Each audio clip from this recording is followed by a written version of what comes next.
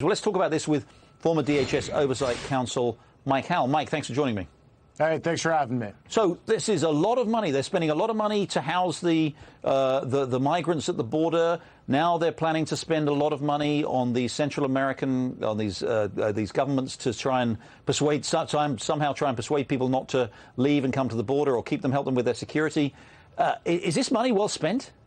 No, absolutely not. And let me just start by saying if I was one of these countries and Joe Biden and Kamala Harris offered to show up and fix the problem with a bunch of money, I'd tell them to get away because they've been a disaster for the United States in handling any migration issue.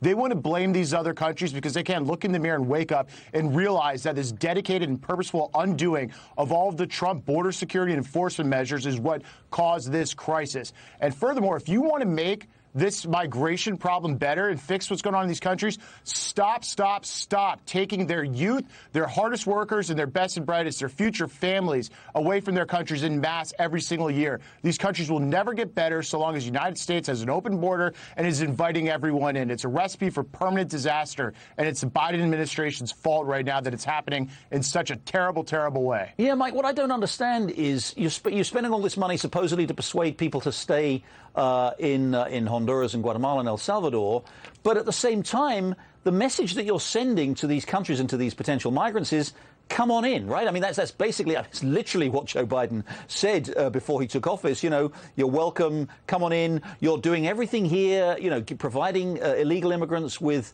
but just recently we've just seen some new measures to stop illegal immigrants being actually prosecuted, being actually, having anything actually done to stop them coming into the country. You're encouraging, some states are giving them, offering them money. New York is offering money to help illegal immigrants. Why on earth, what could this possibly do in these countries like Honduras and Guatemala that is actually going to counteract the attraction for these people of coming to the United States?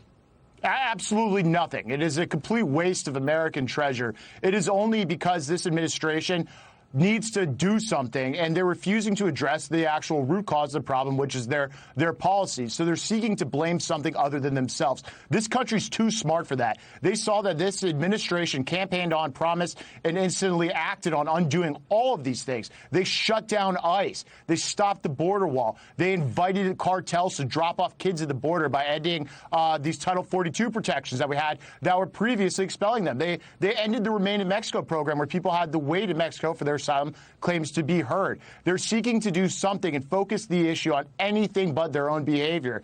And for them, even if it comes at a bill to the American taxpayer and the hundreds of millions of dollars, they don't care because they're on to the next political talking point. And it's terrible. And they're doing it because they think it helps them in electoral politics if they instill mass illegal immigration into this country. And it does. And very briefly, Mike, because we've got to go. But that does seem. Why are they doing it? It does seem that they think this presumably benefits them politically, right?